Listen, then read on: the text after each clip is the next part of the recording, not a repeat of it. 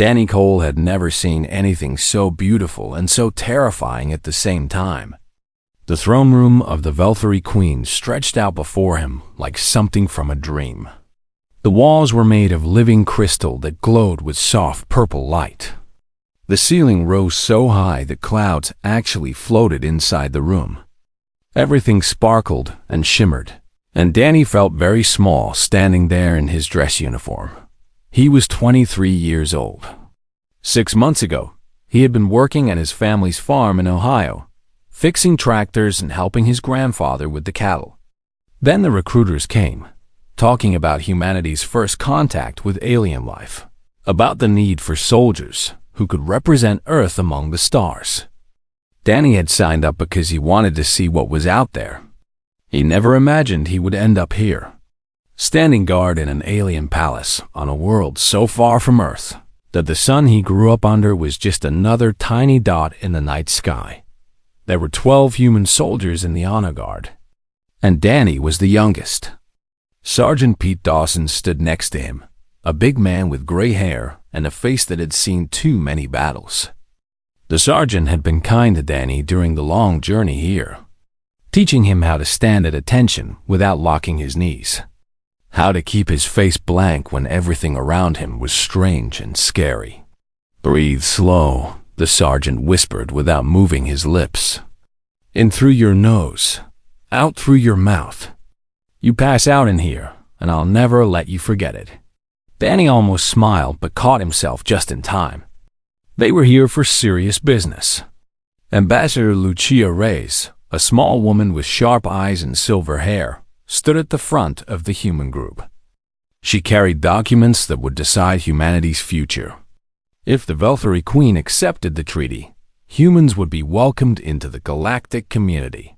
They could trade with other species, travel freely among the stars, and learn technologies that would take them centuries to develop on their own. If the Queen said no, humanity would stay trapped in their little corner of space, alone and forgotten. The Velthury themselves were like nothing Danny had ever seen. They stood 8 feet tall, with 4 arms and scales that changed color depending on their mood. Their eyes were large and golden, and they seemed to look right through you, like they could read your thoughts and found them boring. The royal guards, called the Kethari, stood around the edges of the room like statues. Each one carried a curved blade that glowed with inner light. Danny had been told those blades could cut through the hull of a spaceship. He believed it. And then there was the Queen. Queen Sarah sat on a throne that seemed to grow from the floor itself, crystal branches twisting up around her like a frozen waterfall. She was old. Not old like Danny's grandfather, who was 87 and still strong enough to lift hay bales. Old like mountains were old. Old like stars were old. The briefing file said she had ruled the Velthury Empire for 3,000 years. She had been sitting on that throne when humans were still living in caves and painting on walls. Her scales were deep purple, almost black, and her 4 golden eyes watched the human group with patient interest. Danny felt like a bug under a magnifying glass. He felt like she could crush him with a thought and never even notice. She had done it. Ambassador Reyes stepped forward and began to speak. Her voice was calm and strong, filled with all the hope and fear that humanity had placed on their shoulders. She talked about peace and cooperation, about the things humans could offer the galaxy and the things they hoped to learn. Danny tried to listen, but his attention kept drifting to the Queen's face, trying to read something in those ancient eyes. Did she care about any of this? Did humans matter to her at all? They were so young compared to her people. Their entire history was just a heartbeat in her long life. What could they possibly offer someone who had seen empires rise and fall like waves on a beach? The other human soldiers stood in their positions, faces blank, backs straight. Corporal Amy Liu was on Danny's other side, a young woman from California who had joined up for the adventure. Behind them stood Martinez, a quiet man who never talked about his past, and the others whose names Danny was still learning. They were all nervous. Danny could feel it in the air. even though no one showed it on their face. The Cathari guards watched them with those strange golden eyes. Danny wondered what they thought of the humans. Probably nothing good. The Velthari had been traveling among the stars for thousands of years. They had conquered worlds, built empires, and destroyed anyone who stood in their way. Humans were newcomers, children stumbling into a room full of adults who had been playing this game for longer than humanity had existed. Ambassador Reyes finished her speech and bowed low. The room fell silent. Everyone waited for the Queen to respond. Danny held his breath. Queen Sareth leaned forward slightly on her throne. When she spoke, her voice seemed to come from everywhere at once, like the room itself was speaking. Your words are pretty, human ambassador. But words are easy. We have heard pretty words from 1,000 species before yours. What we want to know is what lies beneath the words. What is humanity truly? Are you worthy of standing among the stars? The ambassador opened her mouth to answer, but she never got the chance. The ceiling exploded. The blast was so loud that Danny went deaf for a moment. He felt himself flying through the air, tumbling, hitting the crystal floor hard. Glass and stone rained down around him. Smoke filled the room, thick and choking. His ears rang with a high-pitched whine that blocked out everything else. Danny pushed himself up on his hands and knees, coughing, trying to see through the smoke.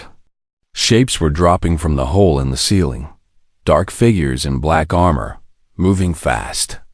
He saw flashes of light, heard screaming, felt the floor shake as something heavy fell nearby. Through the chaos, he saw one of the Cathari guards cut down by a beam of red light. Then another. The attackers were everywhere, moving like shadows, killing everything in their path. Danny's hand went to his sidearm and his heart sank. Ceremonial weapon, loaded with blanks. Useless. He looked around for the others, for Sergeant Dawson, for anyone who could tell him what to do. The smoke was too thick. He couldn't see anything. And somewhere in the chaos, the Queen sat on her throne, watching her world fall apart around her. Danny's ears were still ringing when he finally got to his feet. The beautiful throne room had become a nightmare. Smoke hung in the air like fog, and the purple light from the crystal walls flickered and dimmed. Bodies lay scattered across the floor, some moving, some very still. The smell of burning filled his nose and made his eyes water. The attackers moved through the smoke like ghosts. Danny counted at least 20 of them, maybe more.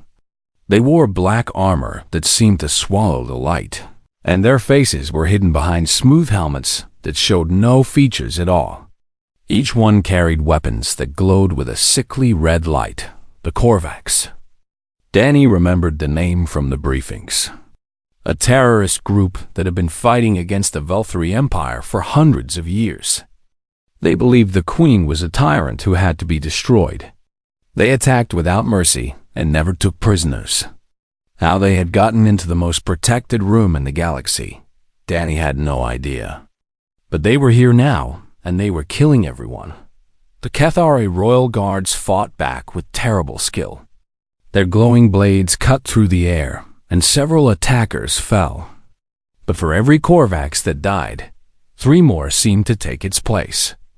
The elite guards were being overwhelmed, pushed back, cut down one by one. Danny finally spotted Sergeant Dawson through the smoke. The older man was crouched behind a fallen pillar, his face pale and his eyes wide. Danny had never seen the sergeant look scared before. It made everything feel worse. "Sergeant," Danny called out, stumbling toward him. "What do we do?" Dawson looked at him, and Danny saw something break in the man's eyes. Something that had been holding him together snapped like a dry twig. "We run," the sergeant said. His voice sounded wrong, hollow and distant. "We run now." Before Danny could respond, Dawson was moving. Not toward the fight, not toward the Queen, but toward the side passages. The escape routes they had been shown during the security briefing. The sergeant ran like a man who had already decided to leave behind everything he was supposed to protect. Danny stood frozen, watching him go. Then he saw the others. Martinez was already running, his boots pounding against the crystal floor. Corporal Liu was right behind him, her face twisted with fear. One by one, the human honor guard abandoned their posts and fled for the exits. They pushed past each other, climbing over debris, not looking back. 11 soldiers. 11 trained soldiers who had sworn an oath to protect the ambassador and represent humanity with honor. And every single one of them was running away. Danny's legs wanted to follow. Every muscle in his body screamed at him to run, to survive, to get away from this place of death and fire. He was just a farm boy from Ohio. He didn't belong here.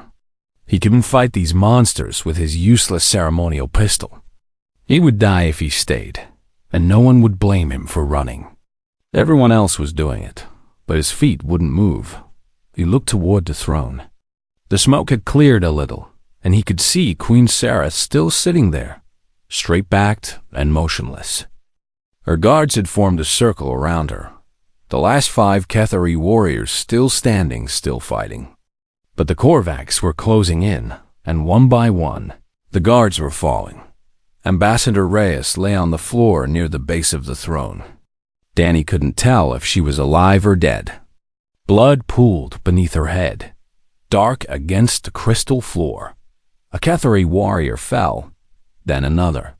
The remaining 3 fought with desperate fury, their blades singing through the air, but it wasn't enough. It would never be enough. Danny watched the last 3 guards die. They didn't run. They didn't beg. They stood their ground and fought until the very end. And when they fell facing the enemy. The Kovacs leader stepped forward, walking over the bodies of the fallen guards like they were nothing more than fallen leaves. It was taller than the others, broader, and it moved with the confidence of someone who had already won.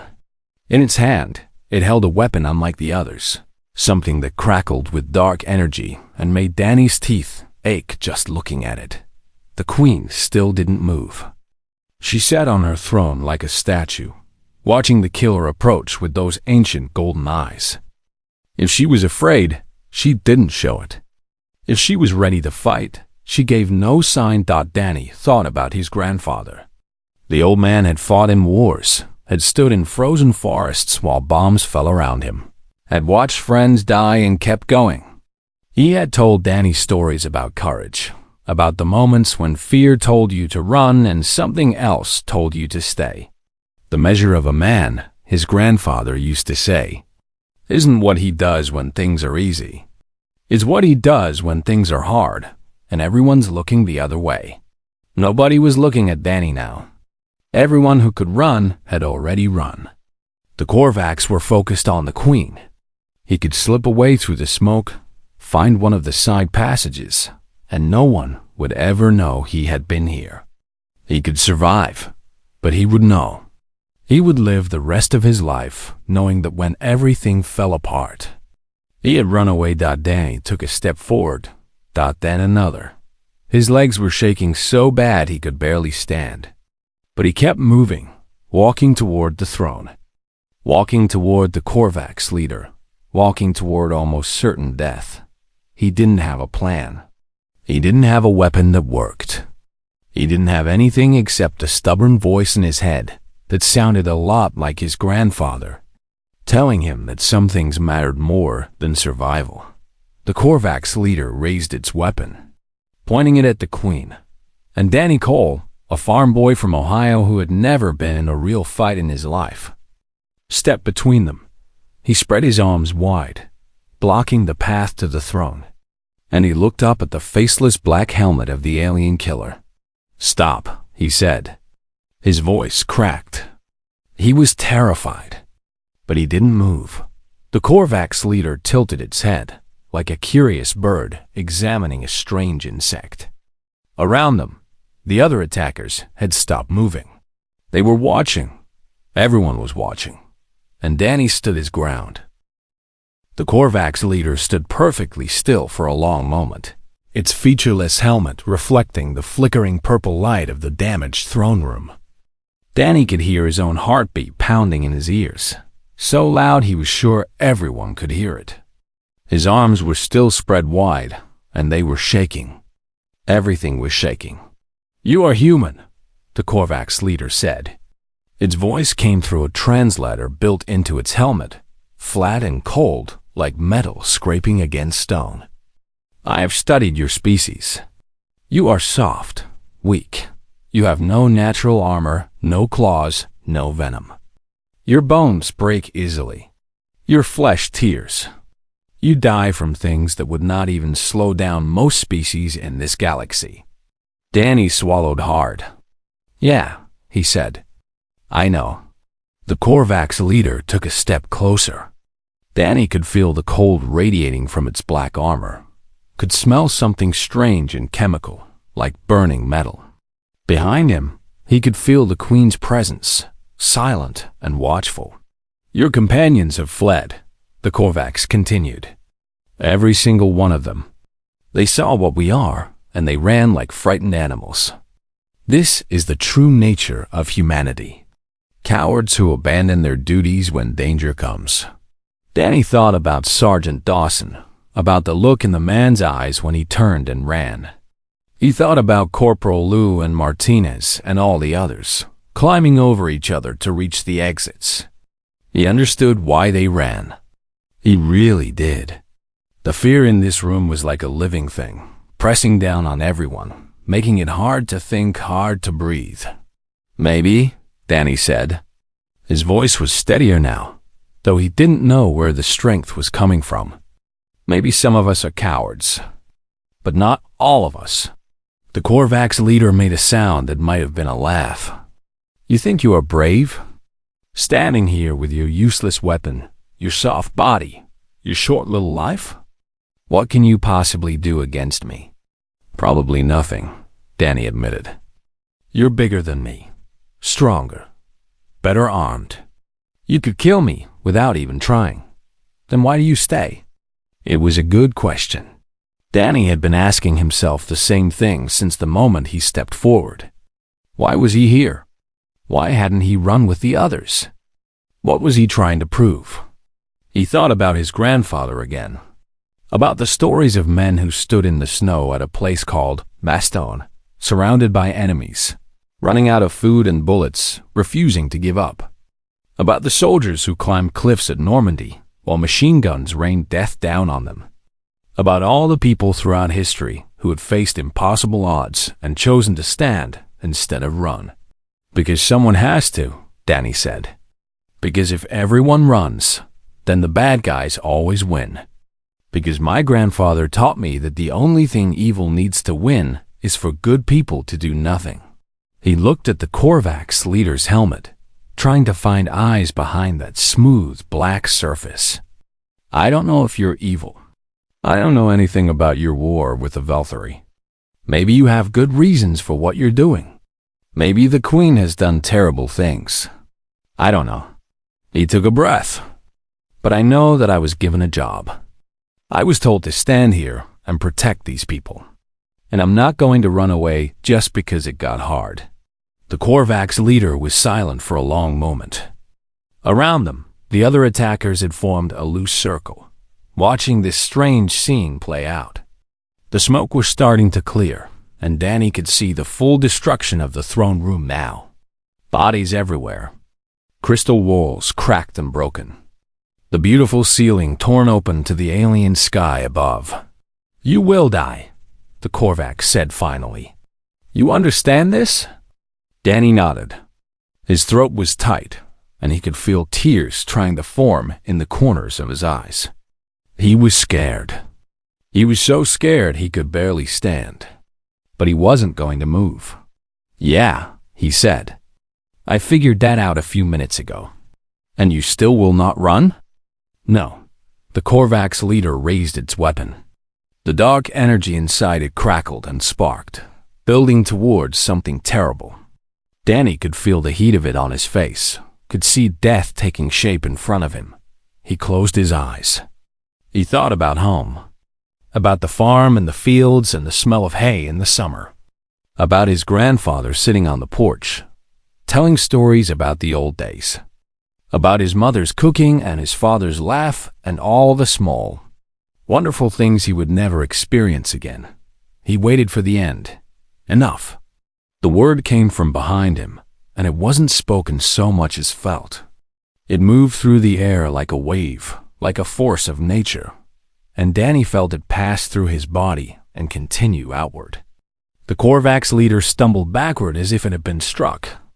Its weapon flickered and died. Danny opened his eyes and turned around. Queen Sareth was standing. In 3,000 years. The briefings had said she had never risen from her throne for anyone. Emperors had come and gone. Wars had been fought and won and lost. Entire species had risen to power and crumbled to dust. And through it all, the queen had remained seated, unchanging, eternal. Now she stood, and the throne room itself seemed to tremble. Her scales had changed color, shifting from deep purple to brilliant gold, and light radiated from her skin like she had swallowed a star. Her 4 eyes blazed with ancient power, and when she spoke, her voice shook the walls. "You dare," she said, and her words were directed at the Korvax. "You dare come into my throne room.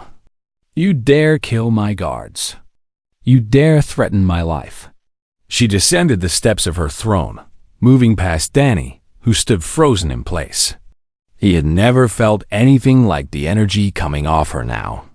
It was like standing next to a volcano, like being caught in a storm that could think and feel and judge.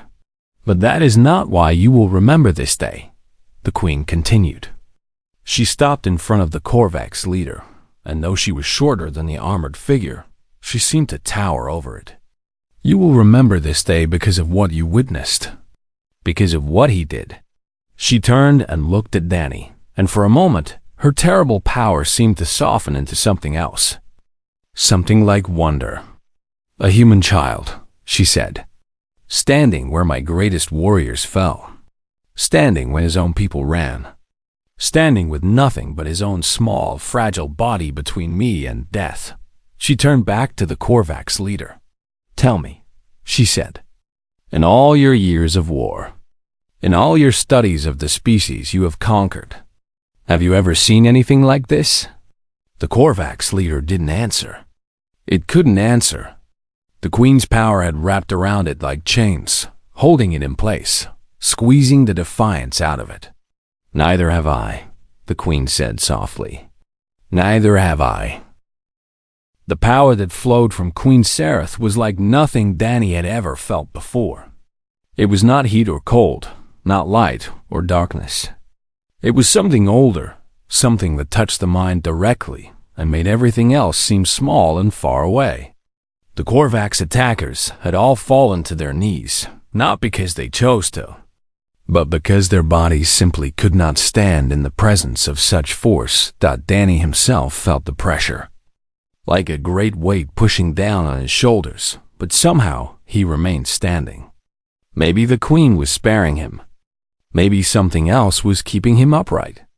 He didn't know, and he was too tired and scared to think about it. Velthari security forces were pouring into the throne room now, coming through doors and passages that had been sealed during the attack. They wore silver armor and carried weapons that hummed with energy. They moved quickly, surrounding the fallen Korvax, binding their hands with glowing restraints, removing their weapons. The queen watched all of this with her burning golden eyes.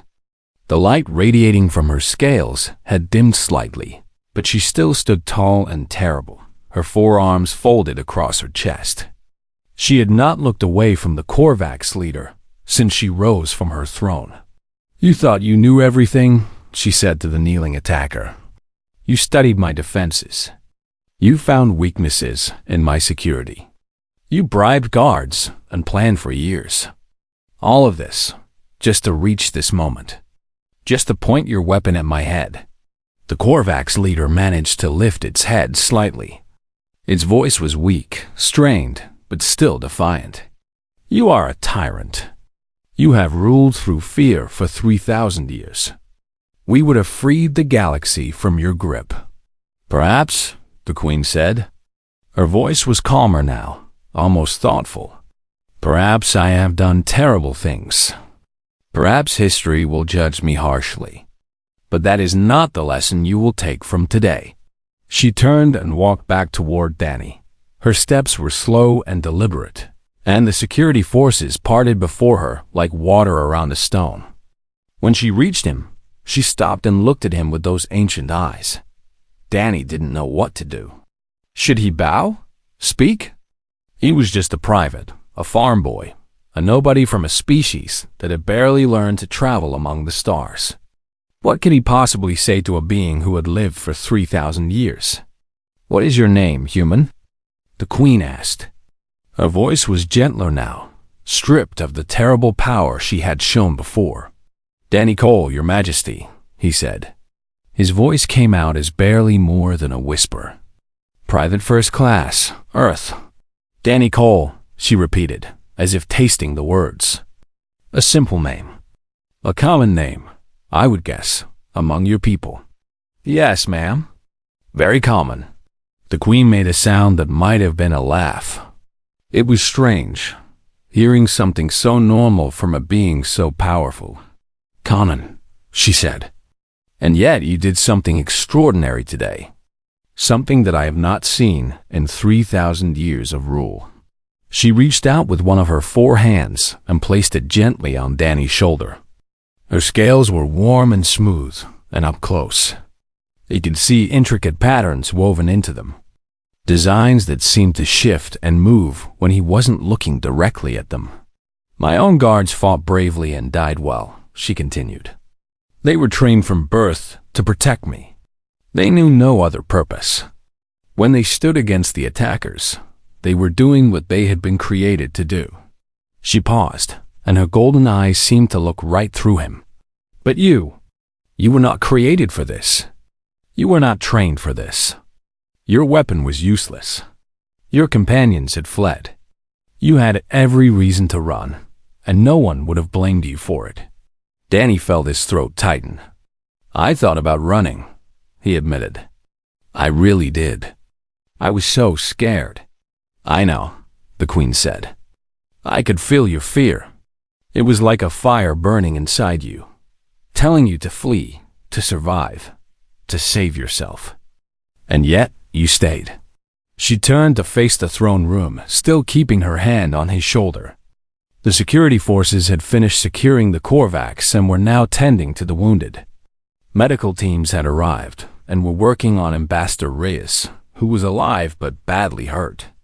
The bodies of the fallen Kethari guards were being covered with silver cloths, treated with honor and respect. Do you know what separates a brave being from a coward? The Queen asked. It is not the absence of fear. Every living thing feels fear. It is what we do with that fear that defines us. She looked down at Danny again. Your species is young, fragile, weak by the standards of this galaxy. And yet today, a single human child stood where my greatest warriors fell. He stood with nothing but his own heart and his own choice. And he did not move. The Queen raised her voice so that everyone in the throne room could hear. Let it be known throughout the Empire. Let it be recorded in the histories. Today, the Korvax came to kill me, and they were stopped not by my armies, not by my technology, not by my ancient power. They were stopped because one human refused to run. She turned to face the bound Korvax, her expression hardening. You wanted to free the galaxy from me. Instead, you have shown me something I had forgotten. You have shown me that courage is not the property of any one species. It exists wherever beings choose to stand instead of flee, to protect instead of abandon, to face death instead of surrender to fear. She looked at the Korvax leader. I will not kill you. Death would be a mercy, and you do not deserve mercy. You will live, and you will carry this story with you. You will tell others what you saw today. And when they ask how the great Korvax assault on the Velthari throne was defeated, you will tell them the truth. A voice dropped to a whisper that somehow carried through the entire room. A human boy stood in your way, and you could not pass. The Korvax leader was dragged away by the security forces.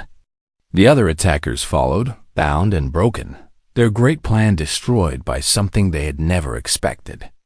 Danny watched them go, still not quite believing that any of this was real. Ambassador Reyes was being carried out on a stretcher. She was conscious now, and as she passed Danny, she reached out and grabbed his hand. "Thank you," she whispered. Her voice was weak, but her eyes were clear. "You saved us all." Danny didn't know what to say.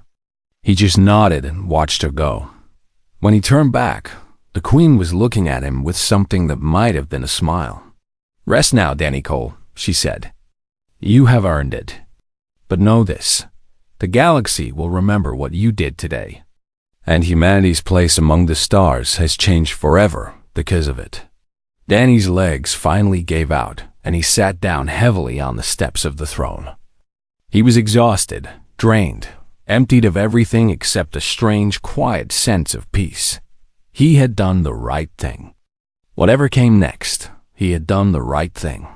And somehow, that was enough. 3 months had passed since the attack on the Velthury throne room, and Danny Cole still woke up some nights with his heart pounding and his hands shaking. The memories came back in flashes. The explosion, the smoke, the bodies on the floor, the Korvax leader raising its weapon. He would sit up in bed, breathing hard, and it would take him several minutes to remember that he was safe, that it was over, that he had survived. But the nightmares were getting less frequent. And sometimes, when he woke up, he felt something else beneath the fear.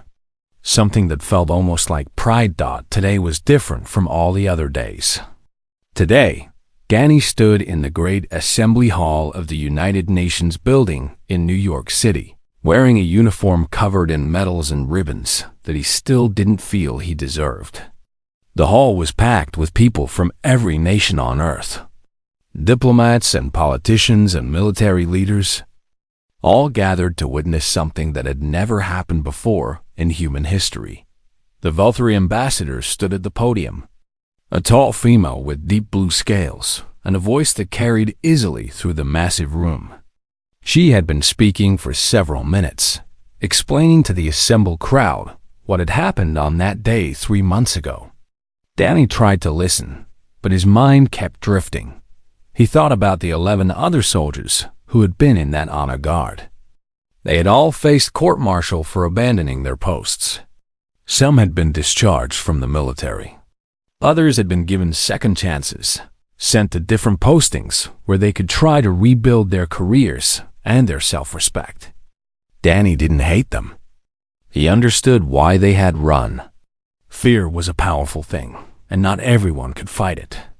Sergeant Dawson had come to see Danny before the trial. The old man had looked broken, his eyes red from crying, his hands trembling as he tried to explain why he had fled. "I've been in wars," Dawson had said. "I've seen men die. I thought I knew what fear was. But when those things came through the ceiling, when I saw what they could do, something inside me just snapped. I couldn't think, couldn't breathe. I just ran." Danny had put his hand on the sergeant's shoulder. "I know," he said. "I almost ran too, but you didn't." "No, but I don't know why. I really don't. It wasn't because I'm braver than you. I was terrified. I just couldn't make my legs move in the right direction." Dawson had shaken his head. "That's the thing, kid. Courage isn't about not being scared. It's about what you do when you're scared. And you did what the rest of us couldn't." The Velthury ambassador was still speaking. Danny forced himself to pay attention. "For 3,000 years, the ambassador said, the Velthury Empire has maintained its position at the center of galactic civilization. We've been proud of our strength, our technology, our ancient wisdom. We looked at younger species and saw children at best, insects at worst. Humanity, in particular, we dismissed. They were soft, we said, weak, short-lived. What could they possibly offer the galaxy? She paused and looked directly at Danny, who felt his face grow warm. We were wrong. The ambassador continued, her voice growing stronger. What Private First Class Danny Cole did in that throne room was not just an act of courage. It was a lesson that we Velthari had forgotten, despite our thousands of years of experience. Courage is not about having power. It is not about having weapons or strength or technology. Courage is about making a choice. The choice to stand when running would be easier. The choice to protect when abandoning would be safer. The choice to do what is right, even when it costs everything. She turned to face the full assembly. Queen Sereth has declared that, in honor of what happened that day, humanity shall be granted full membership in the Galactic Collective. Not as junior partners, not as a probationary species, but as equals. You will have a voice in our councils. You will share in our knowledge. You will travel freely among the stars. And it is all because one young human showed us what your species truly is. The hall erupted in applause. Diplomats rose to their feet. Military leaders saluted. Politicians wiped tears from their eyes. Danny stood among them, feeling overwhelmed and out of place, wishing he could disappear into the crowd. After the ceremony, after the handshakes and the photographs and the endless questions from reporters, Danny found a quiet corner and pulled out his phone. His hands were still shaking as he dialed his grandfather's number. The old man's face appeared on the screen, weathered and wrinkled and smiling. "Saw you on TV," his grandfather said. "You look like you were about to throw up." Danny laughed, a real laugh that seemed to release some of the tension he had been carrying for months. "I was. I hate speeches. I hate crowds. I just want to go home and work on the farm." "I know. But you've got bigger things to do now. The Queen's asked for you personally, I hear." Danny nodded. It was true. Queen Sereth had requested that he join her personal guard, a position of honor that no human had ever held before. He would live among the Velthari, learn their ways, and serve as a symbol of everything humanity could be. "I'm scared, Grandpa," Danny admitted. "I keep waiting to feel brave, but I just feel scared all the time." His grandfather's smile faded into something warmer and softer. "Danny, let me tell you something I never told anyone before. When I was in the war, standing in that frozen forest in Belgium with Germans all around us, I was scared every single day, every single hour. I never stopped being scared. Not once." Danny stared at the screen. "Then how did you keep fighting?" "Because I figured out that being scared is normal. It's what keeps us alive. But courage isn't about not being scared. It's about what you do when the fear tells you to run and something else, something deeper, tells you to stay." The old man leaned closer to the camera. "That something is what makes us human. Danny, it's not our brains or our tools or our technology. It's the part of us that looks at impossible odds and says, I don't care. I'm staying anyway." The Velthari have lived for thousands of years, but they forgot about that part. You reminded them. Danny felt tears forming in his eyes. "I just did what you taught me." "No." His grandfather shook his head. "I just told you stories. You're the one who turned those stories into something real. You're the one who stood there when everyone else ran. That was all you." They talked for a few more minutes about the farm, about Danny's mother and father, about the weather and the crops and all the small, ordinary things that made home feel like home. When they finally said goodbye, Danny sat alone in the quiet corner, thinking about everything that had happened and everything that was still to come. He was scared. He would probably always be scared. But he had learned something in that throne room, something that had changed him forever. Being scared was okay. What mattered was the choice you made when the fear was strongest. What mattered was the moment when everything in you screamed to run, and you decided to stay instead, Danny Cole stood up, straightened his uniform, and walked out to face his future. He was still scared, but he wasn't running.